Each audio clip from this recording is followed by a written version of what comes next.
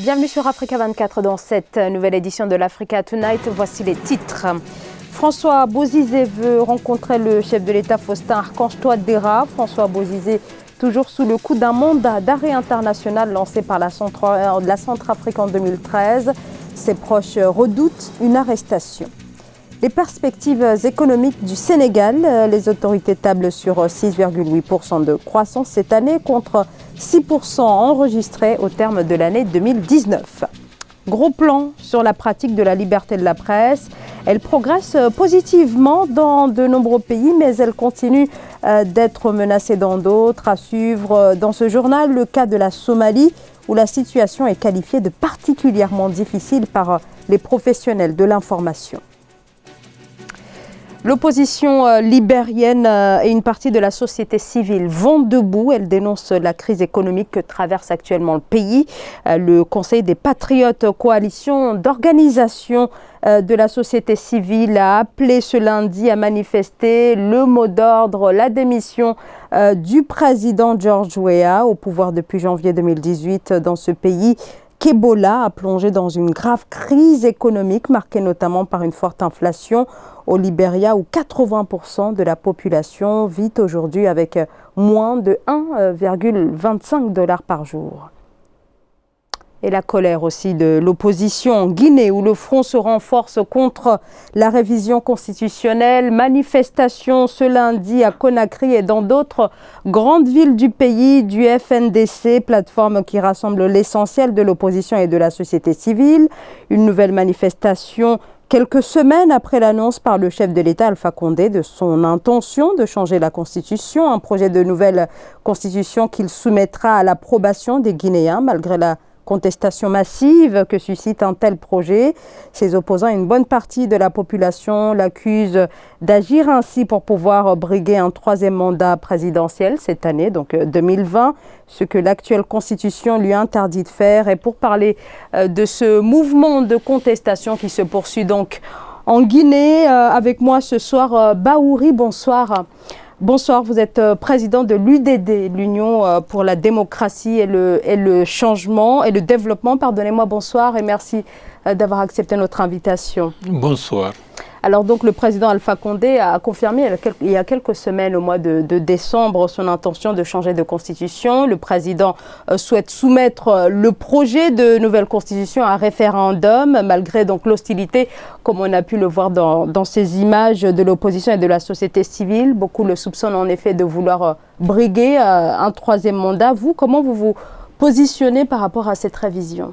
D'abord, il faut préciser que la décision du président Alpha Condé est anticonstitutionnelle, puisque la constitution actuelle interdit de fait le changement constitutionnel, puisqu'une constitution ne peut pas s'autodétruire.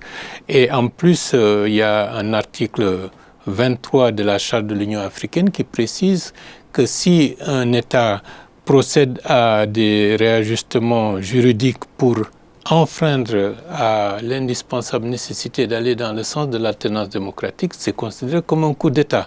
Donc, dans le cas d'espèce, ce qui se passe en Guinée, de par la volonté du pouvoir politique, c'est un coup d'État qui est en train de se faire. Et de ce point de vue, la population majoritairement organisée autour du FNDC s'oppose à cela, d'autant plus que depuis l'indépendance, plus de 60 ans, la Guinée est à la quête d'une alternance démocratique apaisée et régulière.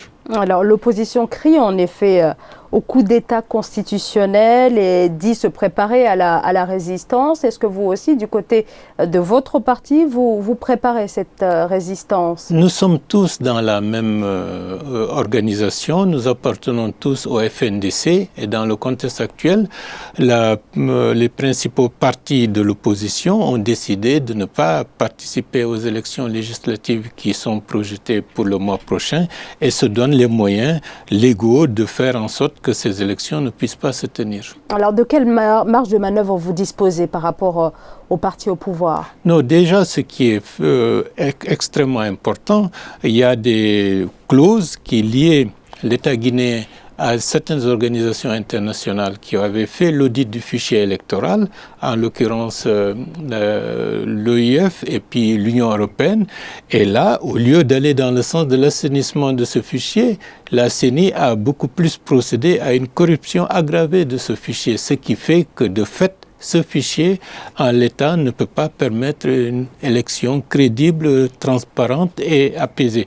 Donc, c'est l'une des premières raisons qui ont amené les partis de l'opposition à boycotter ces élections. La deuxième raison, c'est que dans le fond, est liée à une volonté de faire en sorte que la nouvelle constitution telle qu'elle est présentée par le pouvoir soit validée dans la foulée des élections législatives. Alors vous, Bahouri, vous avez maintenant officiellement donc tourné la page de l'UFDC, l'Union des forces démocratiques de Guinée. Vous avez rallié l'UDD, l'Union pour la démocratie et le développement, un parti qui est en train de se structurer. Quel pourrait être le poids ou la place de ce parti, de l'UDD, à l'heure où le rapport de force se joue surtout entre la mouvance présidentielle, le RPG Arc-en-Ciel et l'UFDG de Cellou Dalein Diallo? Non, il y a ce qui se passe en Guinée, c'est une mutation politique et sociale de vaste envergure. Il y a un changement qui est en train de s'esquisser, d'où la volonté de la population à se mobiliser. Et la population se mobilise de manière très active et très massive. Ce qui se passe en Guinée est à l'image de ce qui se passe en Algérie, de par la mobilisation de la population. Ça, c'est un fait. Le deuxième fait, nous sommes dans un processus de basculement d'un cycle politique à un autre. Donc, il ne faudra pas s'étonner que les anciens structures politiques sont en train de dépérir et de nouvelles vont émerger. Et c'est dans l'ère du temps, dans le contexte politique où il faut changer totalement de paradigme, changer de manière de faire et faire la politique autrement. Et l'UDD est dans cette dynamique. Alors, on a envie de vous demander vos intentions pour l'élection présidentielle de 2020. Est-ce que, par ailleurs, vous n'avez pas peur qu'on continue encore de vous associer à l'UFDG, parti que vous avez créé déjà en 1991? Non, c'est une réalité. L'UFDG fait partie de mon histoire. Je ne peux pas, d'un coup de baguette magique, effacer cela. Mais dans le contexte actuel de 2020, nous sommes dans un processus de changement de mentalité, de changement de manière de faire et faire le bilan de pratiquement toute une génération d'activités politiques. On ne peut plus continuer à faire comme par le passé. Il faut aller de l'avant, rassembler, changer j'allais dire encore de paradigme pour répondre aux besoins sociaux et à une volonté de modernisation qui émane surtout au niveau d'une jeunesse qui est mondialisée aujourd'hui. Donc 2020, on se lance dans cette perspective et avec l'aide de Dieu, pourquoi pas. Donc vous allez vous présenter à cette élection présidentielle? Avec l'aide de Dieu, pourquoi pas, et on se donne les moyens d'apporter le changement dont la Guinée a toujours eu besoin depuis très longtemps. Merci beaucoup Bahouri, merci d'avoir été notre invité ce soir. Je rappelle que vous êtes le président de l'Union pour la démocratie et le développement. Merci à vous. Merci. Depuis son retour d'exil à la mi-décembre, François Bozizé demande à s'entretenir avec le chef de l'État, Faustin Archange Touadéra. François Bozizé, l'ancien président centrafricain, renversé en 2013, est toujours sous le coup d'un mandat d'arrêt international pour crimes contre l'humanité et incitation au génocide. Et désormais, ses proches craignent une arrestation et pour l'instant, son souhait de rencontrer le président reste sans réponse. Philomène Tine. Depuis son retour d'exil à Bangui, la capitale centrafricaine, courant décembre 2019, l'ex-président déchu François Bozizé n'a pas encore obtenu une suite favorable à sa demande d'être reçu par le chef de l'État de la Centrafrique, Faustin Archange Touadéra. L'attente commence à être longue pour l'ancien président centrafricain. Rien n'interdit ou n'interdisait à François Bozizé, du point de vue juridique, de revenir en Centrafrique. Ce droit lui est garanti par la Constitution qui précise que nul ne peut être contraint à l'exil. Que l'on soit bien clair, que l'on soit bien d'accord, Bozizé lui-même ne cache pas son intention de se porter candidat à la présidentielle de l'année prochaine. En exil après avoir été chassé du pouvoir en 2013, François Bozizé serait rentré à Bangui avec l'intention de reprendre le pouvoir par les urnes alors que se profile la présidentielle de décembre 2020. Il a fait l'objet d'un mandat d'arrêt international pour crimes contre l'humanité et incitation au génocide lancé par son pays en 2013. Bozizé n'est pas au-dessus de la loi. Sur le plan judiciaire, l'ancien président a bien du souci à se faire. Sur l'épineuse question du statut des anciens chefs d'État, l'Assemblée nationale serait en train de travailler sur une mouture de texte. Après le départ de François Bozizé, la Centrafrique a vite sombré dans de pires violences intercommunautaires. Au même moment, les massacres communautaires se sont multipliés entre Séléka, une coalition de groupes rebelles pour chasser du pouvoir l'ex-président centrafricain, et Anti-Balaka, des milices d'autodéfense mises en place par des paysans. Au terme de l'année 2019, le Sénégal a enregistré une croissance économique de 6% au lieu des 6,9% attendus. Pour autant, considèrent les experts de la vie économique de ce pays d'Afrique de l'Ouest, il ne s'agit pas d'une contre-performance car cette croissance reste soutenue et affiche une certaine résilience. Amenedji.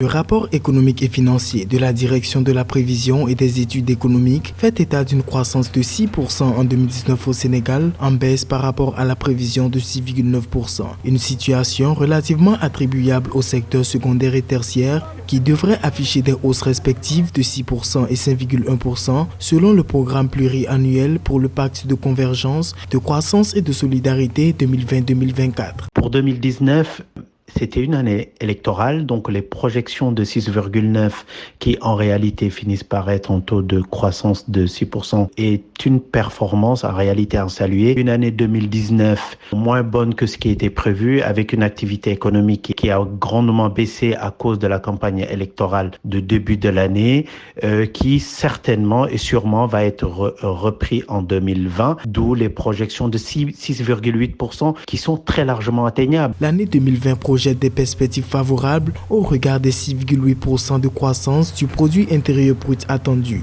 Cette hausse de 0,8% par rapport à 2019 affiche un taux d'inflation constant de 1,1%. Il faudra, et à la deuxième phase du PSE, qui est le deuxième PAP, qui va faire un appel de financement accru pour soutenir le secteur secondaire et tertiaire. Certainement, il y a aussi des niches qui seront pourvoyeurs de croissance. Quant à la situation monétaire en 2020, la masse augmenterait de 10,7% avec une diminution des avoirs extérieurs de 92 milliards de francs CFA. En matière d'échange avec le reste du monde, le compte courant devrait ressortir en déficit de 1368,3 milliards, soit 9,1% du produit intérieur brut, avec un déficit du solde global de la balance des paiements. La situation de la presse toujours extrêmement préoccupante en Somalie. Dans son dernier rapport, le syndicat des journalistes somaliens indique qu'en 2019, les forces de sécurité ont procédé à l'arrestation d'une trentaine de journalistes, des entraves observables, surtout en période électorale ou pré-électorale, comme c'est le cas en ce moment dans le pays. Siam Le Victoria Sedji, Marcel Farba Maroun. 38 journalistes arrêtés en 2019, c'est le bilan angoissant que dresse dans son dernier rapport le syndicat des journalistes somaliens. Dans ce rapport, le syndicat lance l'alerte sur les menaces qui ont pesé et continuent de peser sur eux. Et la tenue des élections législatives en 2020-2021 fait naître de nouvelles craintes. Aujourd'hui, la situation en Somalie ne peut pas permettre à un journaliste d'exercer librement, quand on sait quand même que sur le plan sécuritaire, les choses ne se passent pas telles qu'on devait le souhaiter. Vous vous rappelez déjà que l'été dernier, au mois de juillet, la journaliste canado-somalienne Adan Nalaye a perdu la vie dans un attentat à Kismayo. Et ça signifie quand même, si vous n'êtes pas directement sous la pression du gouvernement ou des Chebab, mais vous pouvez comme ça, dans le cadre de l'exercice de votre métier, perdre votre vie parce que la sécurité sur place est quand même assez délicate, quasiment pour tous les citoyens. Ces dernières années, la situation des journalistes avait empiré sous la pression des islamistes d'Al-Shabaab qui étaient accusés d'assassinat sur des journalistes. Aujourd'hui, d'autres obstacles minent la fonction. car les tenants du métier vivent péniblement l'accès aux services d'État. L'une des raisons de cette situation, c'est que le gouvernement essaie de restreindre l'accès à l'information. Et ce triste constat est une réalité malheureusement partagée par plusieurs pays africains. En novembre 2019, Reporters sans frontières condamnait au Somaliland voisin la fermeture de l'une des principales télévisions indépendantes et l'arrestation de son directeur, dénonçant les tentatives récurrentes des autorités locales de réduire au silence les journalistes. Ce journal a été réalisé par l'ensemble de la rédaction. Merci de votre fidélité. Dans un instant, une nouvelle édition de l'actualité sur Africa 24.